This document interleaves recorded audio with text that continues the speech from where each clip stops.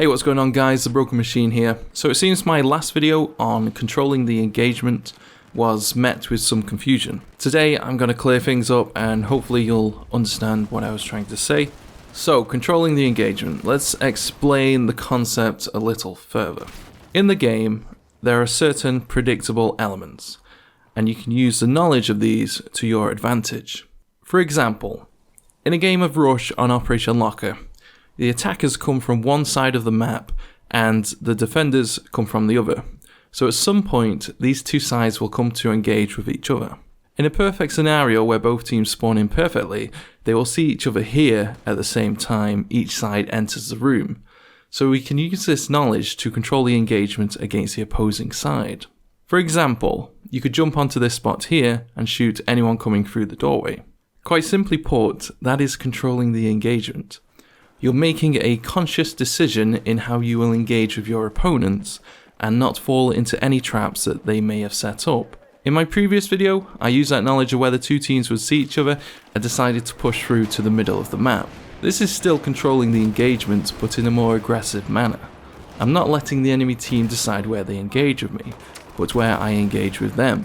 Map knowledge, along with knowing the spawns, makes controlling the engagement much easier, but there are situations where you have to decide for yourself right there and then in the moment. Let me use another example. Here, an enemy can be heard shooting from inside this doorway. So instead of just rushing around the corner, we pre-fire it and hope to get the kill. Only a few bullets hit and the enemy runs away, but knowing that they're on low health, we try to push the corner. Once again, with no bullets hitting again and the enemy running away, we decide not to pursue the enemy.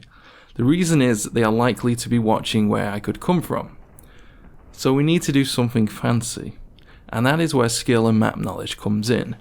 We drop down and attack the enemy from a totally different angle than they might expect.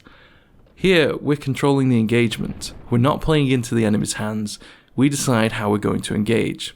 That is essentially what controlling the engagement is. When I mentioned in my previous video about how newer or lower skilled players should move from cover to cover, that advice is really intended for any player of any skill level. You can't always be sure where your enemies are going to come from, so by moving from cover to cover, you're minimizing the chances of walking into the line of sight of any enemy who's playing on their own terms. I hope that all makes sense. If it does not, let me know what your questions are. To sum it up, it is essentially meaning you're not playing into the enemy's hands. You're deciding what's going to happen. On the surface, controlling the engagement is a basic skill to learn.